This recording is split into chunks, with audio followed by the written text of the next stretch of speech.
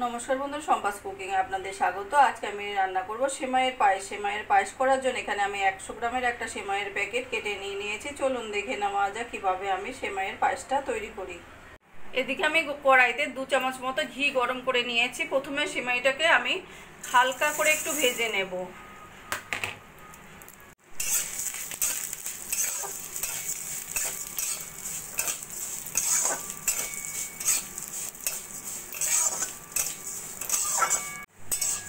হালকা করে 2-3 মিনিট মতো ভেজে নিয়েছি। এবার সেমাইটাকে আমি তুলে রাখবো। এবার ওই কড়াইতে দিয়ে দেবো আমি 100 গ্রাম মতো চিনি। চিনিটাকে একটু ছড়িয়ে দেব।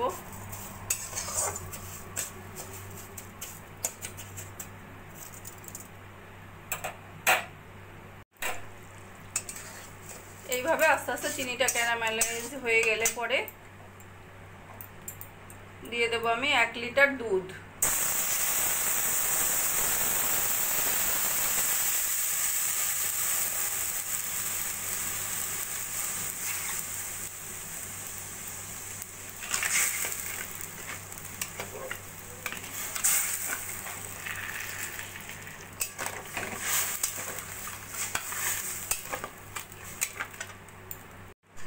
দুধটাকে আমি এইভাবে মাঝে মাঝে নাড়া দিয়ে ভালো করে জাল করে নেব।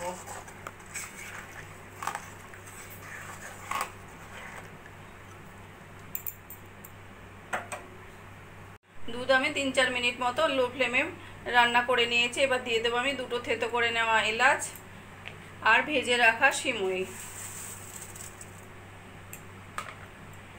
এবার সিমুইটা ভালো করে আমি দুধের সঙ্গে মিশিয়ে নিয়ে লো ফ্লেমে 4-5 মিনিট মতো রান্নাটা করে নেব।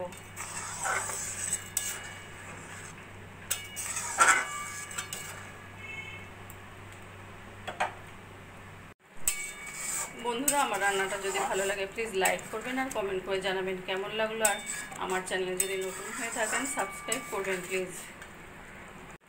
সেমাই দিয়েও 3-4 মিনিট মতো লো ফ্লেমে রান্না করে নিয়েছি।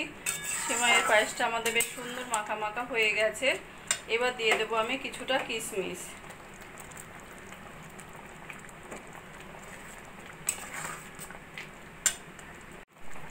আর দিয়ে দেবো 1 চামচ মতো গোলাপ জল। নাড়াচাড়া করে সবকিছু ভালো করে মিশিয়ে নেব।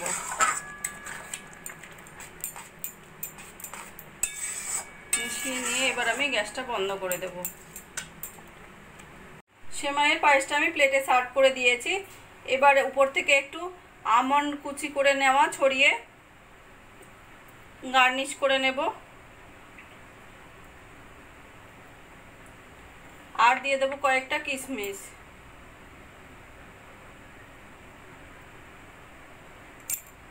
সেমাইয়ের পায়েস রান্নাটা আমার কমপ্লিট হয়ে গেছে। আমার এই রেসিপিটা যদি ভালো লাগে আপনারাও বাড়িতে বানিয়ে দেখতে পারেন।